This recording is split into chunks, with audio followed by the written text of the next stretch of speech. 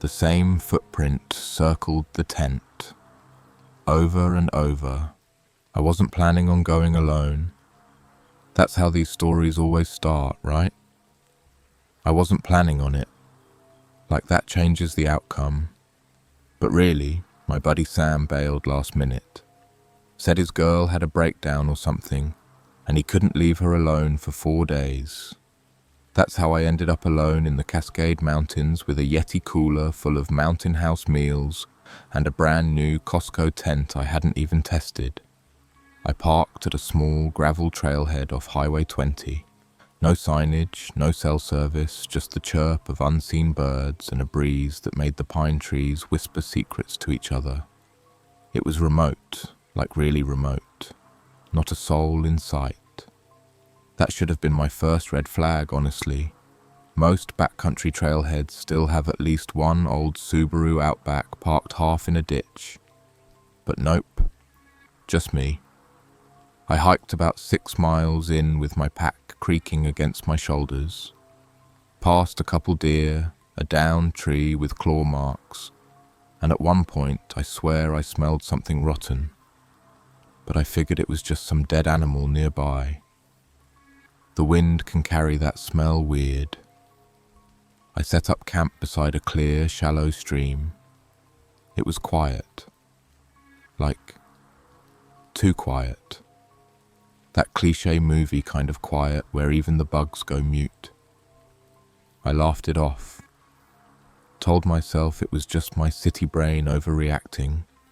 The solitude would be good for me. After some freeze-dried stroganoff and whiskey, I turned in. That's when I noticed it. Footprints around my tent. I told myself they were mine, though they were oddly spaced, not consistent with my stride. And the depth, some of them were deeper than mine should have been. I'd only walked around the tent once, just to make sure it was taut. But these? They circled the tent. Multiple times. Close. Like a foot from the fabric. No tread pattern either. Just smooth-soled shoes. I didn't sleep much. Every little crunch outside made my stomach drop. Once I even unzipped the tent and shone my headlamp around. Nothing but trees and shadow. At some point I passed out. Woke up the next morning feeling like I'd been hit by a truck. Eyes heavy, brain foggy, throat dry. And the weirdest part? One of my hiking boots was wet. Soaked, actually. The other was bone dry.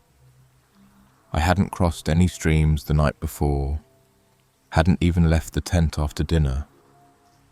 Then I noticed something missing. My REI map. Gone. Just not there anymore. I checked all my gear 3 times. Emptied my pack. Nothing. Who steals a map? I chalked it up to exhaustion. Probably misplaced it. Later that day, I decided to hike further up the ridge. Just a half-day trek. When I returned, something was off. My tent zipper was open by maybe an inch. I swore I'd zipped it. I always zip it. Bugs, you know. That night, I double-knotted the zipper cords, secured it with a mini carabiner. Felt childish, but whatever. I needed the peace of mind. Around 2 a.m., I woke up to the sound of crunching, like slow, deliberate footsteps circling. My breath caught. My body froze. I didn't move. I just listened. The steps stopped behind the tent, inches behind my head. Then, a whisper. Not words, just a raspy, wet whisper, like someone exhaling slowly through clenched teeth. I wanted to scream, move, anything, but I couldn't. I just lay there, fists clenched around my pocket knife. Eventually it faded. I must have passed out again. In the morning, I stepped out and saw them. The same footprints, the same pattern, circling my tent, over and over. I didn't pack up. I should have.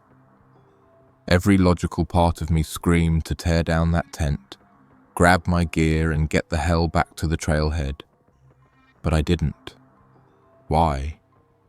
I told myself it was nothing, just sleep paralysis, auditory hallucinations from being too alone too long, maybe even a bear sniffing around. That's what I told myself.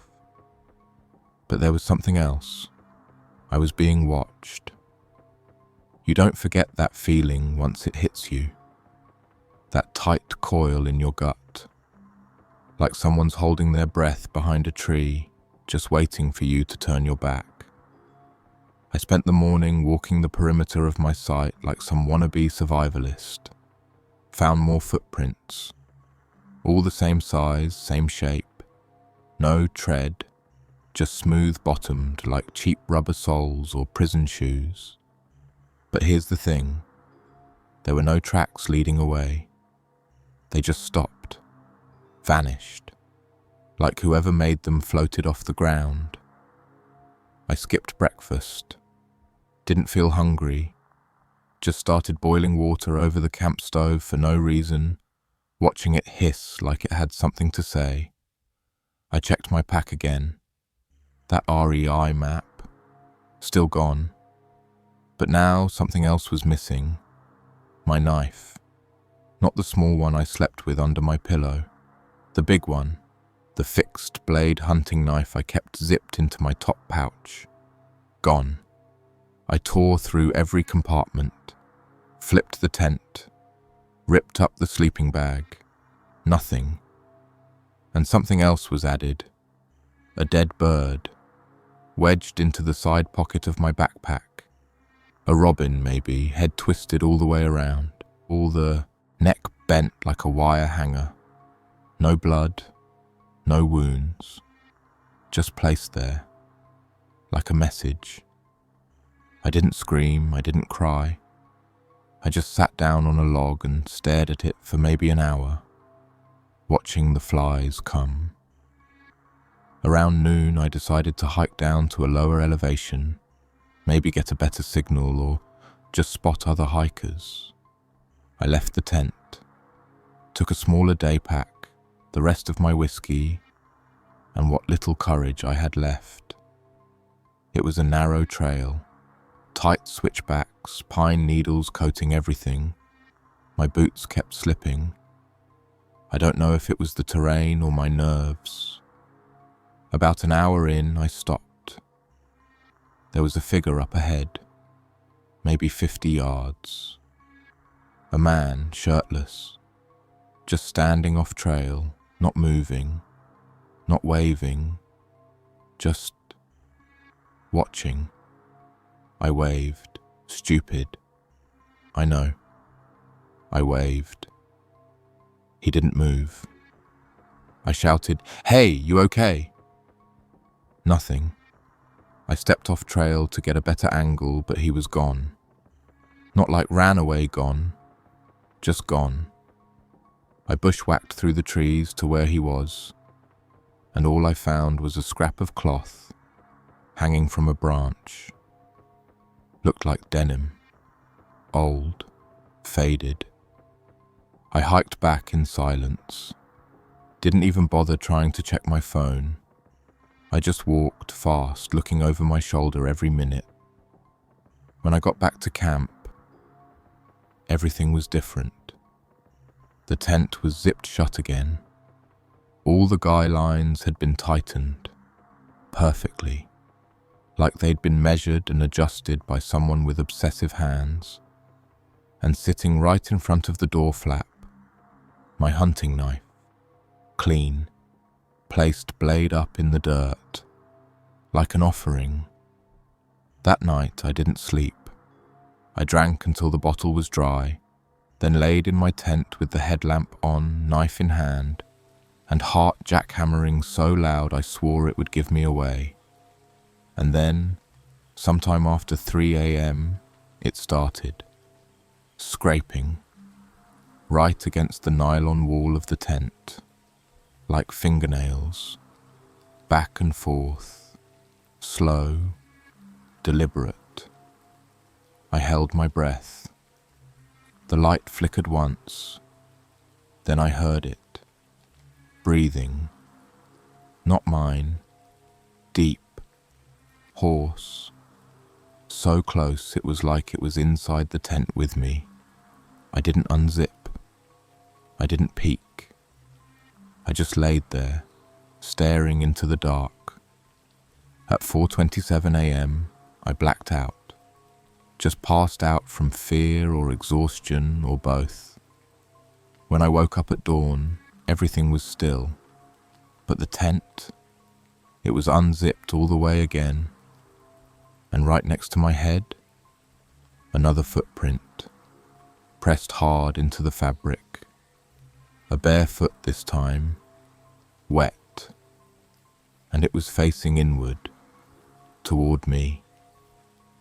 I didn't leave the tent for a long time. I just sat there, staring at that footprint pressed into the fabric like a threat written in silence. To anyone else, it might have looked like moisture, a smudge, but I could see the heel, the arch, even the curve of each toe, like someone had leaned in and watched me through the nylon all night. I reached for my pack. It was gone. Gone. Not misplaced. Not moved 10 feet away. Just gone. I stumbled out of the tent like I was waking up from a car crash. Shirt stuck to my back from sweat. Legs jelly. I did a full circle around the campsite. No pack, no food, no water, no first aid kit, no phone. The only thing left was the knife in my hand, and something new, a string, thin, red, almost like dental floss, tied around one of the tree trunks near my tent. I followed it.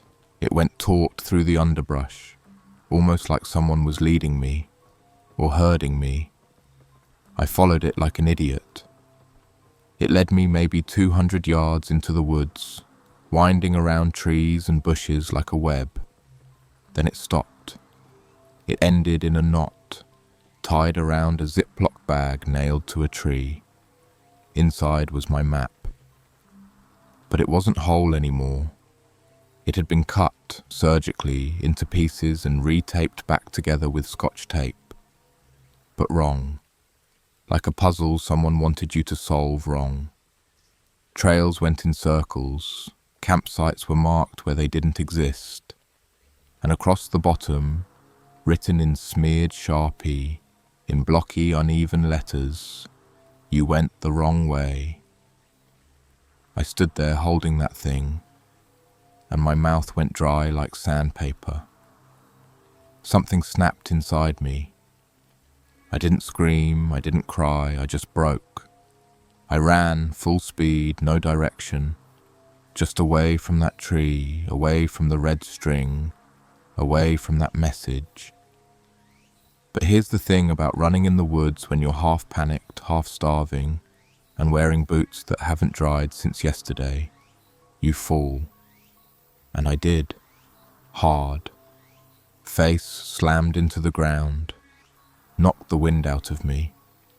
I think I blacked out again, but I don't know for how long. When I came to, I was somewhere else. Still in the woods, yeah, but not the same part. I didn't recognize anything. The trees were too thick, the light was different. My knife was gone. Worse, there was a tarp in front of me. Bright blue. Not mine.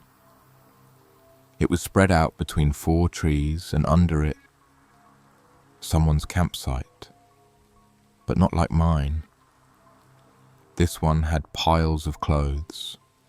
Just mounds of them. Soaked, mouldy, some torn up. Men's, women's, even kids. Jackets, shirts, bras, gloves. A line of old shoes nailed to a tree trunk, all in pairs, except one set, a pair of smooth-soled rubber shoes missing the left. There were Polaroids too, hundreds maybe, taped to the inside of the tarp, fluttering in the breeze.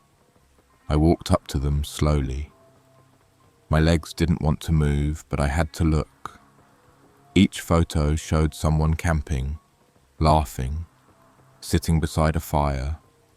One guy was holding a fish. A couple was kissing. A girl flipping off the camera. And in every photo, there was someone in the background, blurry, out of focus, but always there. A man, shirtless, watching. I stared at the photos for what felt like forever, until I saw myself in one. Same jacket, same tent, just from 2 nights ago. He was there too, over my shoulder, behind a tree, and that's when I heard it, breathing, behind me. Not fast, not heavy, just present. I didn't turn around, I just whispered, please, like that word could stop whatever was behind me. The breathing got closer, then it stopped. I turned slowly. No one. Nothing. But the trees weren't empty. Not anymore. From every trunk, hanging ropes. Dozens of them. Strung up like a makeshift forest of nooses, swinging gently in the wind that wasn't there. I ran. Didn't care about the direction. Just ran until my legs burned and my throat tasted like copper. Eventually I collapsed. Right at the edge of a clearing, middle of nowhere. Dead quiet. Except it wasn't empty. There was a figure, sitting on a rock, back to me, skin pale pink almost, like it had never seen the sun. Spine jutting out like someone had carved it with a chisel. And hairless. Not bald, just blank. I froze. It turned its head slightly, not enough to see the face, just enough to let me know it knew I was there. Then it did something I'll never forget. It raised its hand and slowly pressed a finger to its lips. Shh. Then it disappeared into the trees. I wanted to scream, but I didn't, because I finally understood. I wasn't lost in these woods. I was being kept. I didn't know how long I sat there in that clearing. The light through the trees started to shift, getting duller, colder. Not sunset yet, but close enough that panic started crawling back under my skin like fire ants.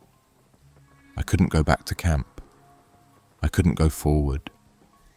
There was no trail anymore, just the sensation of being stalked by something smarter than me, hungrier than me, not supernatural, worse, human.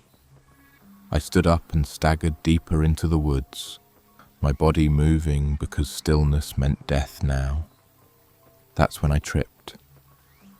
It wasn't a root or a rock. It was wire. Thin steel wire strung between 2 trees low to the ground, almost invisible. I fell so hard I bit my lip open and tasted blood.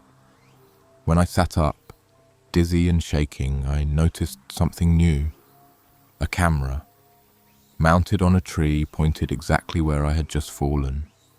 It was taped up crudely, weather-worn, blinking red. Someone had wired booby traps with a built-in recording system, not to warn people, not to protect anything, to watch them. I looked up, and in the distance, maybe 100 feet away, was a small structure, cabin-shaped, or maybe a shack. Hard to tell with the trees in the way. I should have run the other direction, but part of me thought maybe it was help. Maybe some backwoods ranger or hermit who could radio for rescue. Maybe I was reading it all wrong. So I approached. It was more of a hut, really, built out of scavenged wood and blue tarps, barely taller than me, leaning to one side like a drunk. The door was covered with a shredded blanket and smelled like mildew. I called out, "Hello?" No answer. I pushed the blanket aside. Inside, it was worse than anything my brain had prepared me for. The walls were lined with photos, hundreds of them, same as before. Campers, couples, solo hikers, all smiling, laughing, unaware. And always that same figure somewhere in the background. But these ones had something extra. Dates and crossed out names. Some photos were slashed with a knife. Others were scratched through with fingernails. On one wall, above a shelf covered in old trail mix bags and stained cooking pots, were 2 words, written in black paint. The quiet ones stay. Below that was something worse. A row of tongues in jars, small mason jars, labelled with duct tape, floating in some kind of yellow liquid. At least 5 of them, maybe more.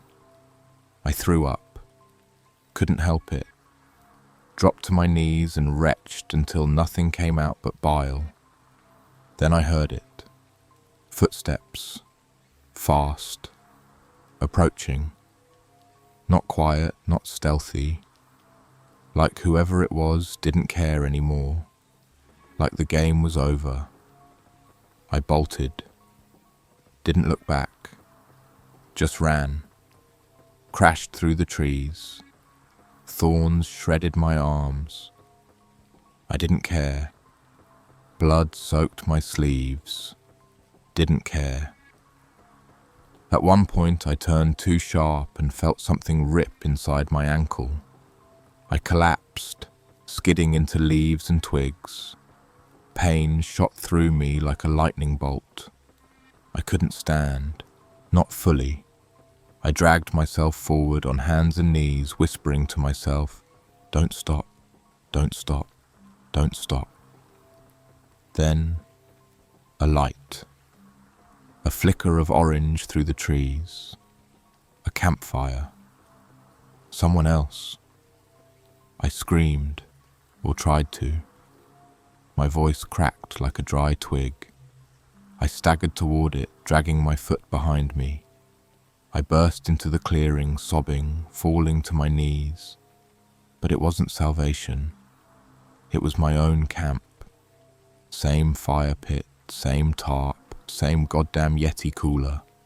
Open now, and empty. But something was new. Someone was sitting at my fire. A man, bare-chested, pale skin, just sitting there stirring a can of soup with his fingers, watching it bubble, like I wasn't even real, like he didn't care that I was crawling toward him, bleeding and broken. I whispered, "Please." He looked up. His face wasn't right, too smooth, too empty, like someone who had forgotten how to wear a face, lips dry and twitching, nose crooked like it had been broken years ago and never healed. His eyes were the worst part, wide open, bloodshot, and silent. He put a finger to his lips again. Shh. Then, without breaking eye contact, he pulled a long piece of wire from his pants pocket. I ran. Didn't matter if I could barely move. I ran. Hobbling, dragging, crashing into trees, blind from tears and fear and something else I didn't want to name. Behind me I heard nothing. That was the worst part. Nothing. Not pursuit, not branches breaking, just quiet. Like he was giving me a head start. Because this wasn't a hunt. It was a ritual. I don't know how far I got. My body wasn't functioning anymore. Every step was like dragging a corpse that happened to still breathe. My ankle felt like someone had jammed a screwdriver into the joint and twisted. I could barely see. My face was swollen from thorns, lips split from dehydration. I was whispering things to myself I didn't understand, but I kept going, because I knew if I stopped again, I wouldn't be able to move. And if I didn't move, he'd be there, watching, smiling, or worse, not smiling. Eventually, I collapsed next to a tree and stayed there. I couldn't even hold my head up. I just slid down against the bark and stared at the ground. My breath rattled. My hands were shaking too bad to make fists. I closed my eyes. I wanted to die. I'm not ashamed to admit that. It felt like the only mercy left, but he wouldn't let me. When I opened my eyes, he was standing 10 feet away, just standing there. No shirt, no shoes, jeans caked in dirt and dried blood. His face hadn't changed, expressionless, like emotion was a foreign concept, like empathy had been carved out of him years ago and buried somewhere under this goddamn forest. He didn't move, didn't lunge, didn't speak. He just slowly raised one hand, something dangling from it. My map. The one he'd sliced up and rewritten, the one I had thrown into the woods hours ago. And tied to the corner of it, dangling like bait, was my phone. It was powered on, lit up. He wanted me to see it. I couldn't stop myself. I reached for it with the last strength I had. When I touched it, the screen changed. A video started playing. It was me, sleeping in my tent, from above, from outside. It jumped forward every few seconds, cuts in the footage, me shifting in my sleep, him appearing in frame, crouching, then the next frame, closer, and the next, until he was right up against the tent, inches from my face, hand pressed to the nylon. Then the final frame, me, sleeping peacefully, and him, inside the tent with me. I dropped the phone. I screamed. I think. Maybe I didn't. Maybe it just felt like screaming. Maybe the sound never actually left my throat. I don't remember how I got back on my feet. I just know I was running again, limping, screaming for help now. No more quiet, no more silence, just raw animal panic. At some point I saw lights, headlights, not hallucinations, real bright headlights cutting through the trees. A truck, a real fucking truck. I burst from the trees like a wounded animal and collapsed onto the dirt road, waving my arms, screaming, "Help! Please! Stop!" The truck skidded to a halt. A man jumped out, middle-aged, flannel shirt, bald, with a look of total shock on his face. He rushed over, shouting questions I couldn't even process. I collapsed into his arms. He dragged me into the passenger seat, slammed the door, floored it.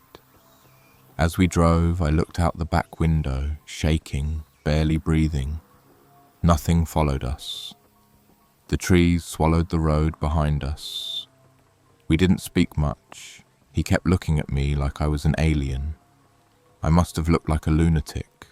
Blood all over me, dirty, scratched, eyes wide and unfocused. But he didn't ask questions. He drove me 40 minutes to a gas station with a payphone. The cops came. I told them everything. They nodded politely, took notes, promised to send a search team out in the morning.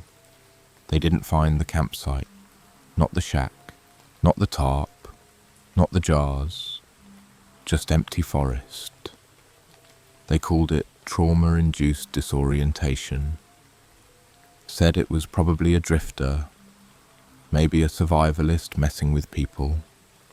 Offered me therapy pamphlets and a ride home. But they didn't find the photos.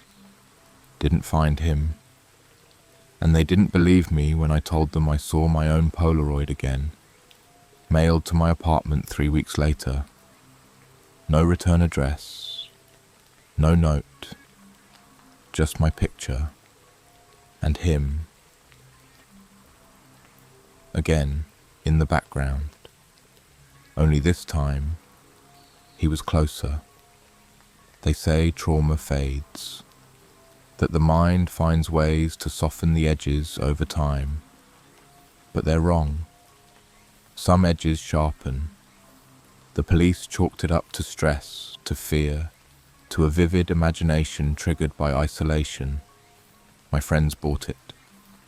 Even my therapist nodded along with practice patience when I described the man, the jars, the feeling of being prey in a forest designed to keep me.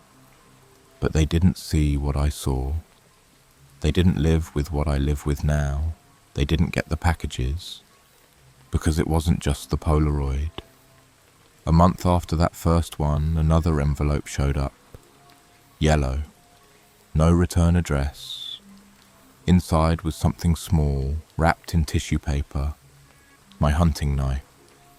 The one I lost that first night. Still sharp. Still clean. Then came the notebook. Spiral bound. Weather warped. Pages torn out. The first page had my name. Just that. Scrawled in massive black ink across the center. The rest of the pages were sketches. Hundreds of them. Some just shapes. Some full scenes. Campers. Sleeping. Screaming. Tied to trees. Some of the drawings looked like they were done by a child. Others were detailed. Too detailed. One drawing showed my tent, from above. Another showed me, sleeping, with my mouth sewn shut. Blood everywhere. On the last page was a message. Just 5 words. I never wanted to kill. That chilled me more than anything else, because he could have. He had me. He had the time, the tools, the chances, but he didn't. He wanted something else. Fear, control. He didn't want to end me. He wanted to keep me, like a favorite pet you visit in the night just to watch it twitch in its sleep. That was the real game. He wanted me broken enough to leave, but never healed enough to forget. And it worked. I moved cities, changed jobs, got a security system, started sleeping with lights on and windows bolted shut. I tried dating again once, but I couldn't explain the scars or the nightmares or why I couldn't sleep if someone touched me in the dark. I stopped camping, obviously, stopped hiking, stopped going near the woods. Even the sound of wind in the trees makes me sick now. But sometimes I wake up in a cold sweat, because I hear it again, that whisper, that wet, rattling breath just inches from my ear. And every now and then, I find footprints outside my apartment.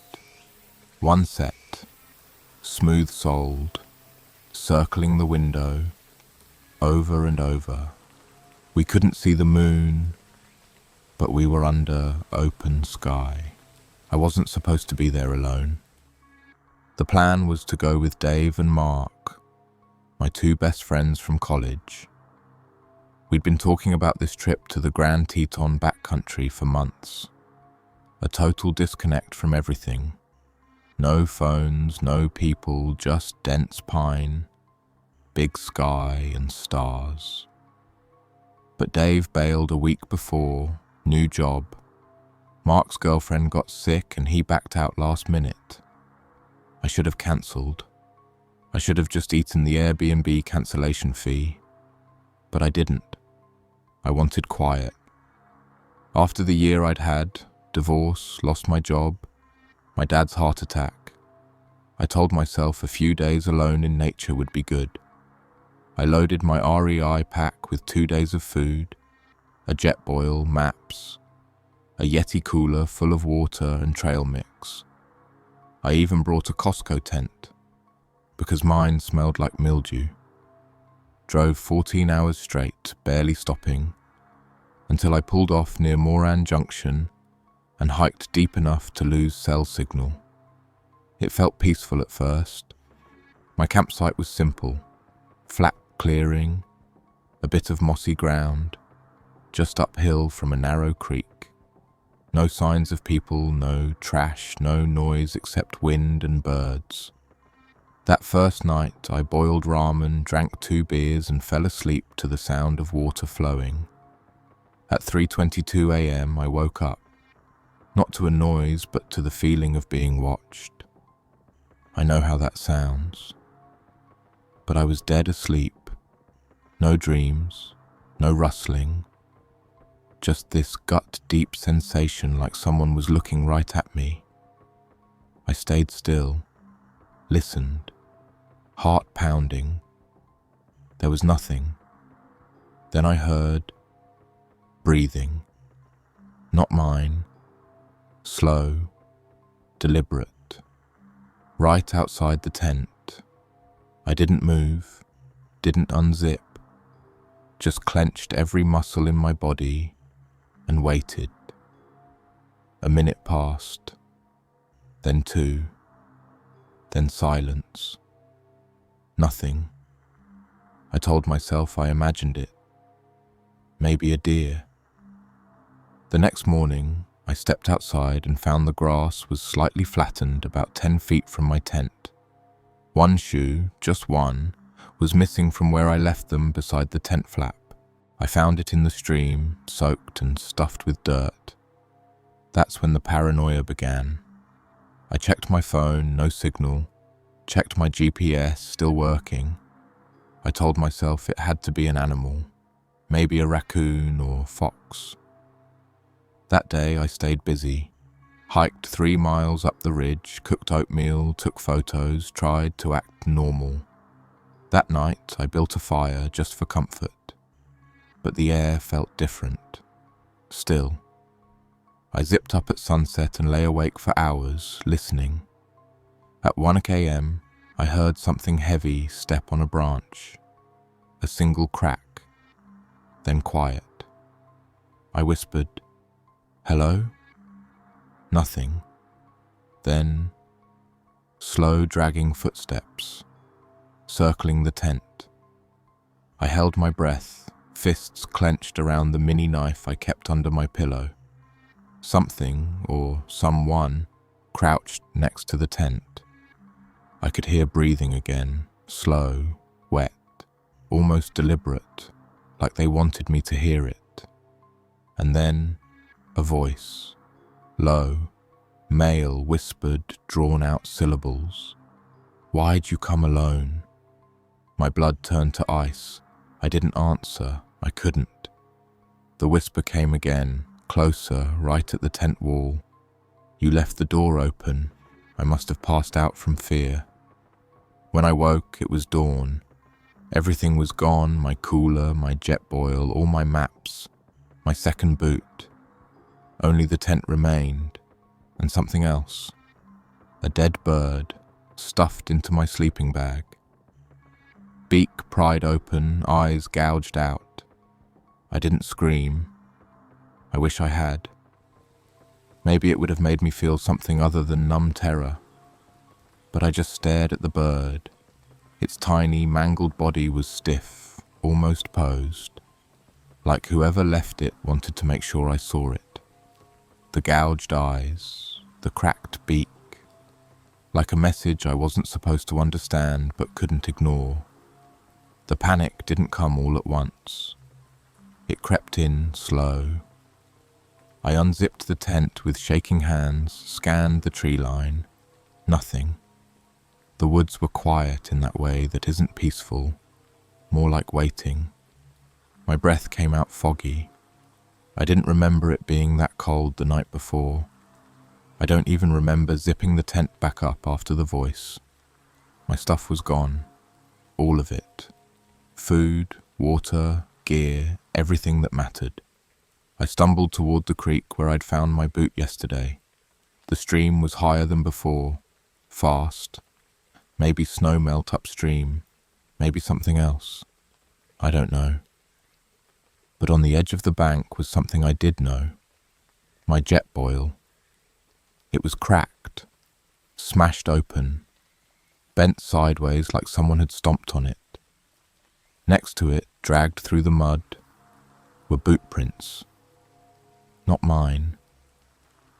I don't know how long I stood there. Could have been 5 minutes or an hour. All I could think was, someone had been here, and they weren't gone. Not far, at least.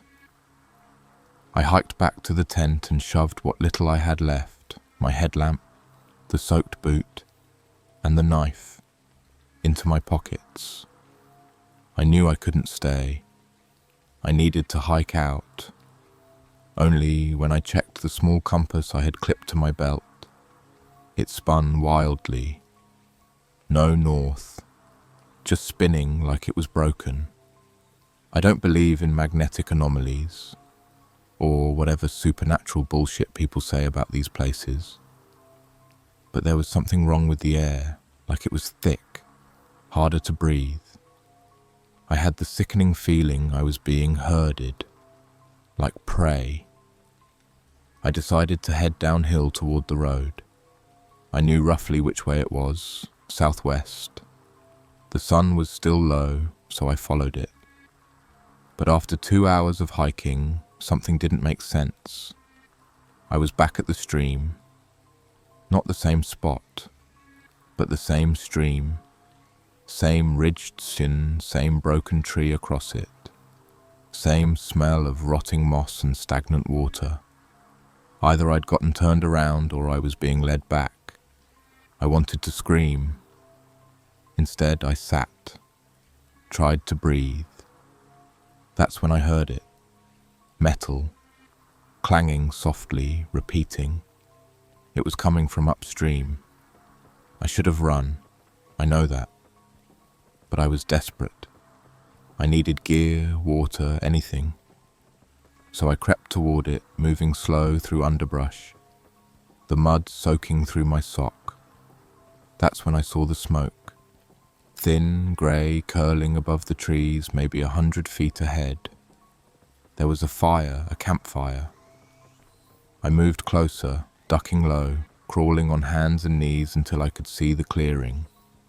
It wasn't a regular campsite. There was no tent, just a tarp stretched between 2 trees. Under it, a man, middle-aged, balding, pale, dressed in layers of mismatched clothes, camo pants, denim jacket, hiking boots with duct tape around the heels. He was sitting cross-legged, sharpening a long blade, like a machete or maybe a big hunting knife. And hanging from a rope tied between 2 trees was my cooler, my food, my other boot. He had all of it, and he was just sitting there, humming, not to himself, loudly, like a child playing with toys. And that sound I heard, the clanging, a frying pan swinging from a branch, just swinging. I don't know what came over me, but I couldn't stop staring at him. Every time he looked away, I'd inch back, trying not to make a sound. I stepped on a twig. It snapped. He stopped humming, didn't move, didn't speak, just turned his head slowly toward the trees, my direction. I dropped, crawled backward. My chest was pounding so loud I thought he'd hear it. But I didn't run. I couldn't. Because he spoke. Still looking straight ahead like he saw through the trees, he said, "You gonna come out this time?" I froze. Then he smiled, just barely. Didn't think so. He stood slow and walked toward the woods, not rushing, strolling, like he had all the time in the world. I didn't move. He was maybe 50 feet from me, but every step he took closed the space like the forest itself was folding in. His boots crunched softly against the dirt. His face was blank, eyes scanning, lips twitching like he was humming to something again, something only he could hear. I backed away, low and slow. My hands scraped pine needles and thorns. There was a tightness in my throat, like if I breathed too loud, he'd snap to me. I made it behind a cluster of boulders, sat still, heart slamming. He stopped walking and said again in that too calm voice, "You brought me something last night. Thought that was nice." Silence. Birds aren't easy to catch, you know. You ever try catching a bird with your hands? I bit my lip until I tasted blood. "I got a gift for you too. Fair's fair." Then he turned, walked back toward the fire, sat down like nothing happened. I ran. Not down the trail, not toward the road. I didn't care about direction anymore. I just ran. I tripped, fell hard, cut my palm on something sharp. Didn't stop. The trees blurred. My breath turned ragged. Every shadow felt like him. Every sound felt like his boots. And then I saw it. Another tent. Green. Dirty. Half collapsed. I slowed. Edged closer. There was no one around. The camp looked old, abandoned, but recent enough to still have gear. I dropped to my knees and unzipped the tent. Inside were clothes, torn, covered in what looked like mold or maybe blood, a flannel shirt, a pair of muddy socks, and a phone. Dead. Screen cracked, but it was there. I yanked it out, hoping maybe there was a SIM I could use. Anything. No signal, no use. There was also a notebook, spiral bound, water stained. I opened it. Only 2 pages had writing. The rest were torn out. First page read, "He comes at night. Pretends he's not watching, but he is. He talks to the trees, to the birds. They listen, they help him. I think I saw bones near the stream. Human bones." Second page was worse. Third night. He took James, just pulled him out of the tent. No sound. No scream. Just gone. We were going to leave the next day. We were going to leave. I dropped the notebook. My fingers were shaking too hard to hold it. Something cracked behind me, not a twig. Wood. I turned. My eyes scanned the trees. At first I didn't see it, but then it was there, 50 feet up, tied between 2 pine trunks. A cross, rough-hewn, twine-bound, and nailed to it. Something that looked like a boot, a human foot still inside. My stomach lurched. I staggered back, slipped, landed hard on my side.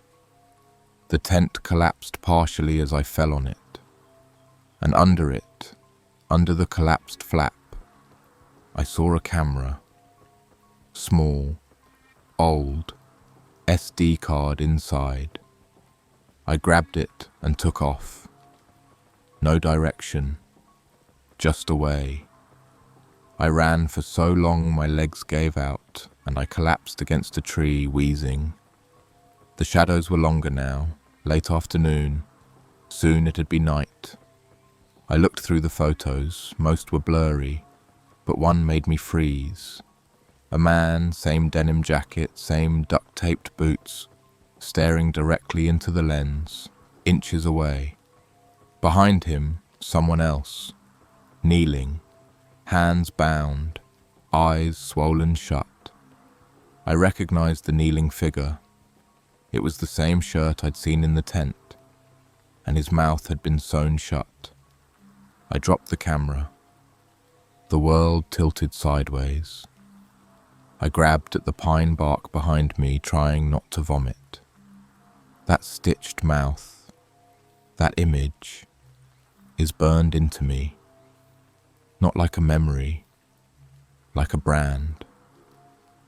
The worst part wasn't the blood or the hopeless slump in that guy's body.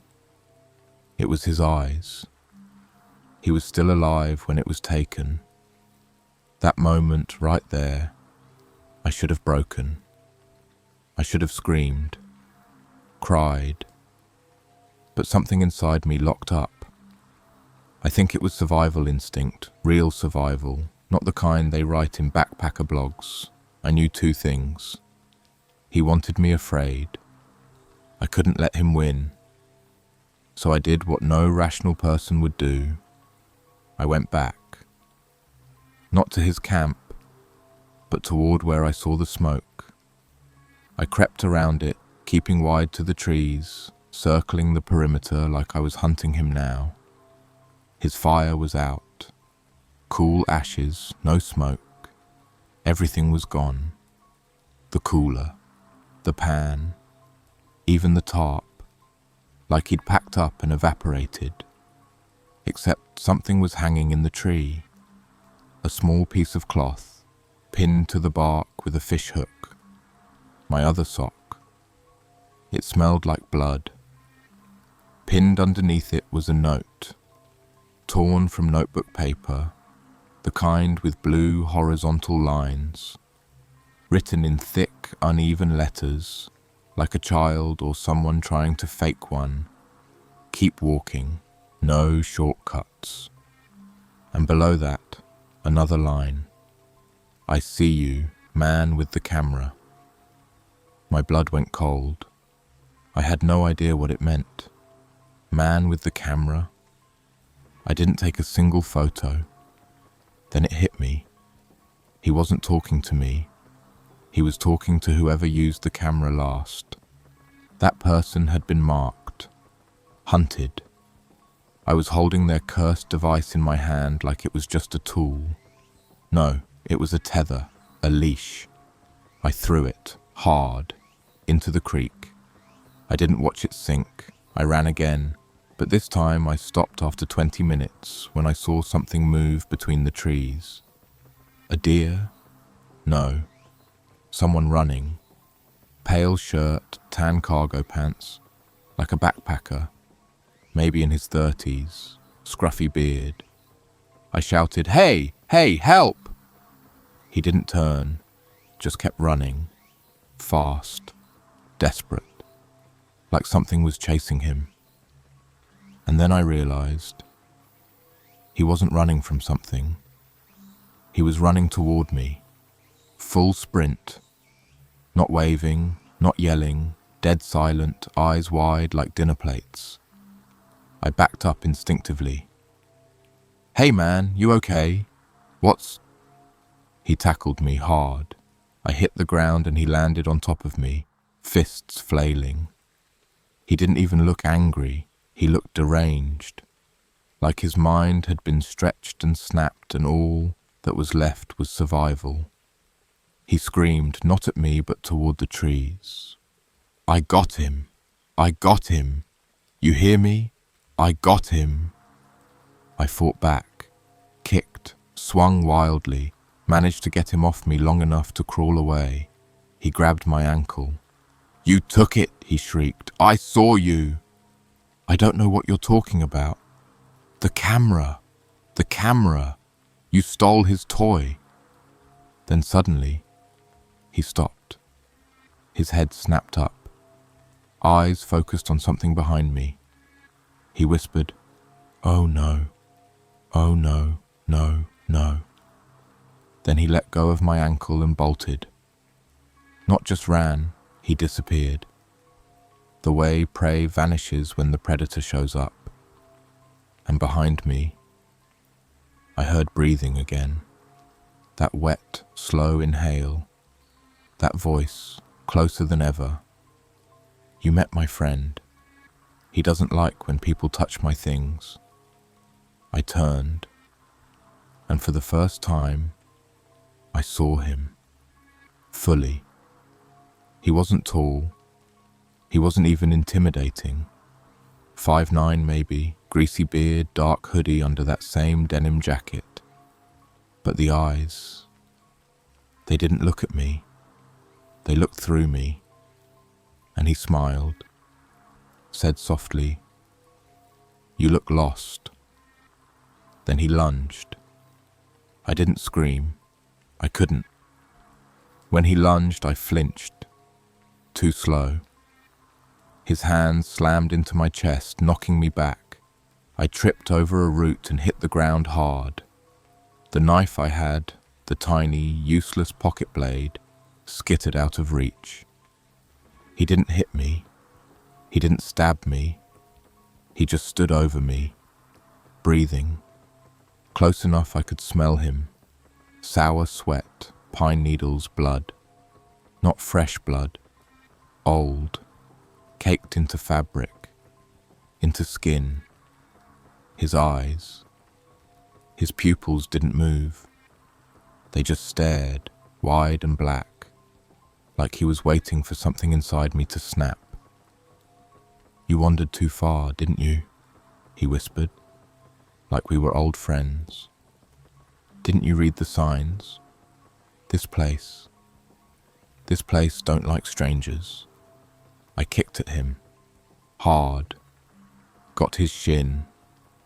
He laughed, high-pitched, a sound that didn't match his body.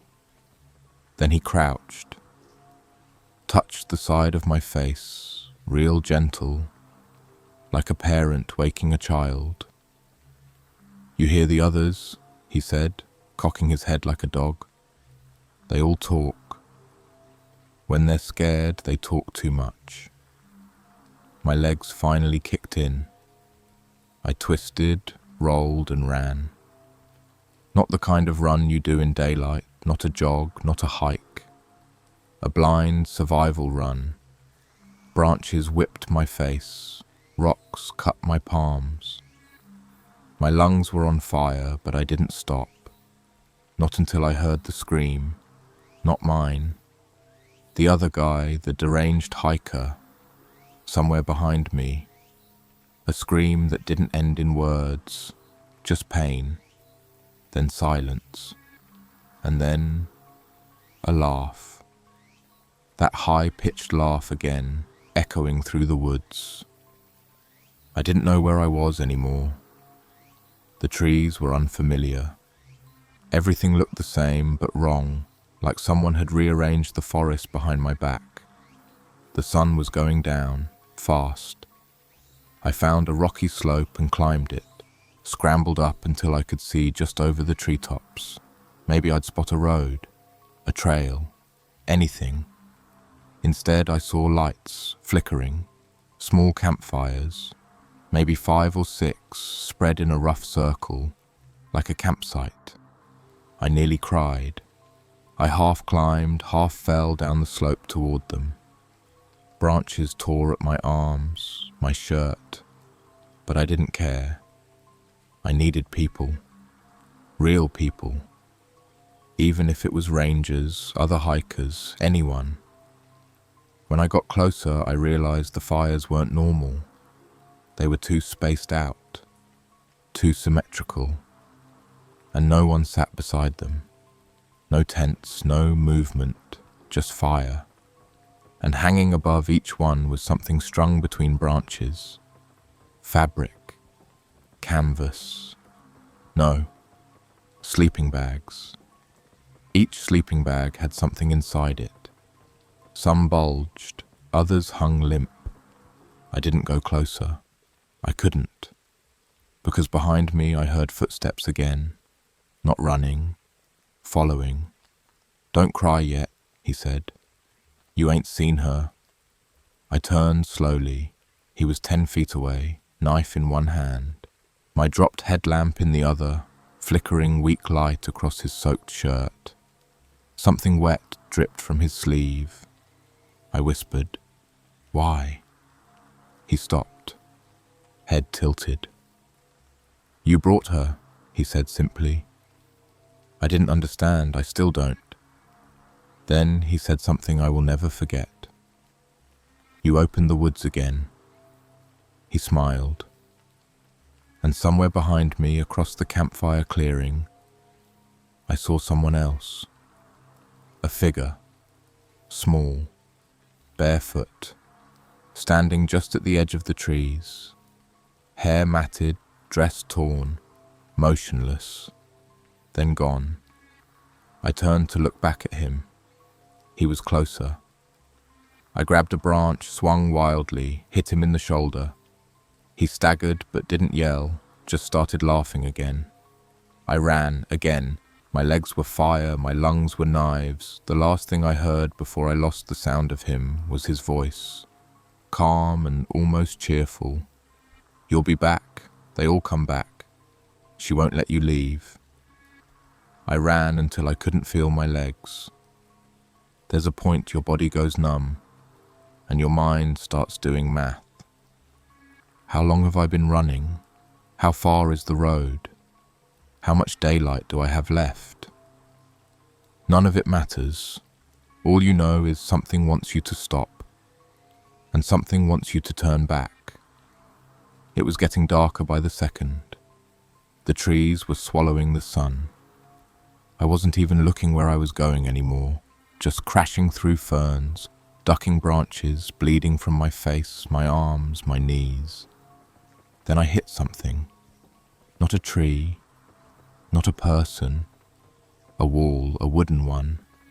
Flat planks, old, splintered. I staggered back, breath caught in my throat. There, in the middle of the woods, stood a structure.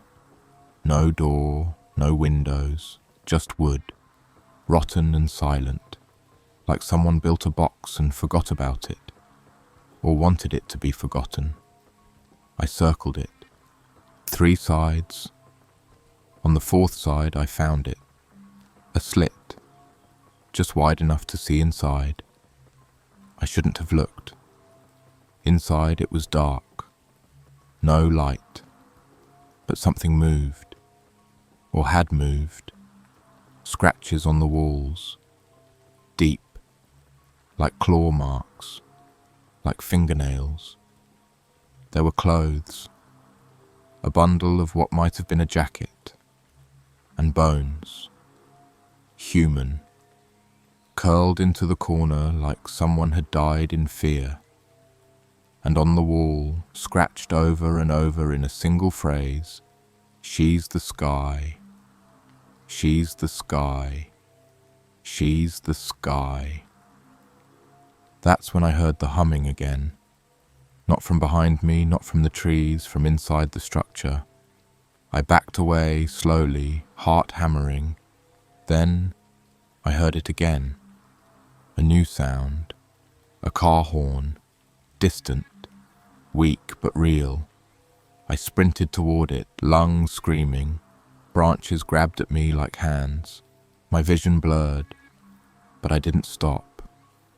And then, like some glitch in the forest, I stumbled out onto the gravel. A road. I dropped to my knees and laughed. Or cried. I don't remember.